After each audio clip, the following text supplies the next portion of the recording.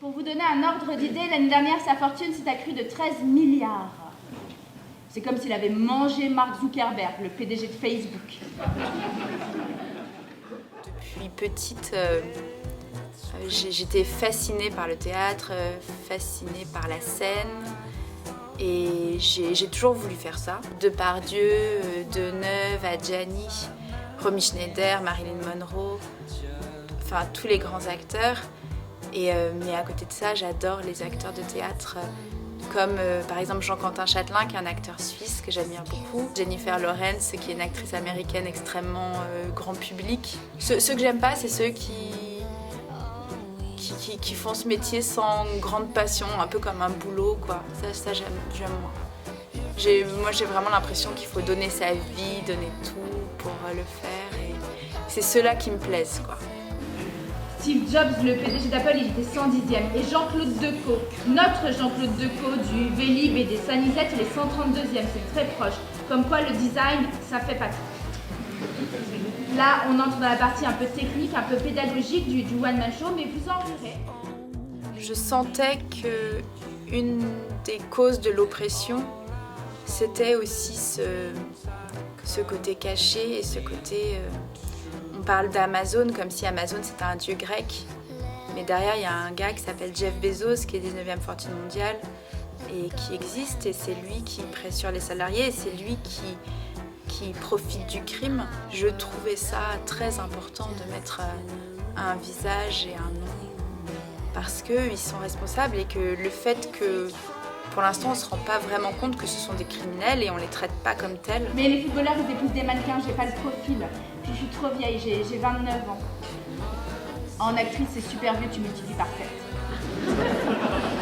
Ça manque de lutte. Les seuls qui luttent, ce sont les quelques salariés, quelques syndicalistes.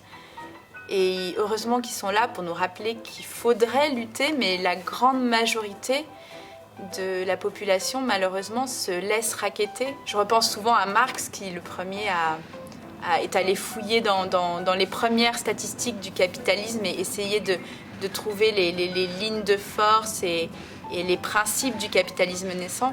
C'est un peu ce que j'ai essayé de faire avec Comment épouser un milliardaire sur l'explosion des inégalités, c'est-à-dire utiliser les statistiques et essayer d'en tirer des lois. Donc c'est vous qui avez inventé l'iPod, l'iPhone, le Mac, l'ordinateur, quoi. Ben bravo. C'est une super idée. Là.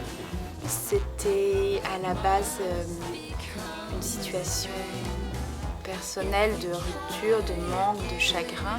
Phèdre fait une fixation sur Hippolyte et elle est persuadée que sans Hippolyte, elle ne peut pas vivre. Et voilà, je me suis rendu compte que la rupture, le chagrin d'amour, c'était quelque chose entre soi et soi, que l'autre, souvent, n'était qu'un prétexte et n'avait pas grand-chose à faire dans cette histoire. L'autre est une figure du manque, de l'absence. J'ai trouvé plein de réponses et Comment épouser un milliardaire ou Marx et Jenny, c'était vraiment des spectacles de femmes d'eux. Et là, j'ai l'impression que Chagrin d'amour, c'est plus un spectacle de femmes indépendantes, seules. Et toutes les figures que j'ai utilisées, que ce soit Dalida, Maria Callas, Marilyn Monroe, c'est des interprètes déjà. Ces femmes qui ont eu tout, l'amour immense du public, un travail qu'elles adoraient, et puis être détruites, mais vraiment de façon complètement détruite, juste par des chagrins d'amour. C'est-à-dire qu'elles en sont mortes d'ailleurs. Je ne me rapproche pas de ces grandes idoles, mais en tout cas, au quotidien, j'ai vécu des choses proches de leur expérience, de beaucoup jouer, d'aller en tournée, de vivre ce truc très puissant de l'amour du public. Et je me suis dit, j'avais envie de leur poser la question, de leur dire, mais comment ça se fait qu'avec tout cet amour, vous soyez mortes? Et j'avais un peu envie de les guérir en fait.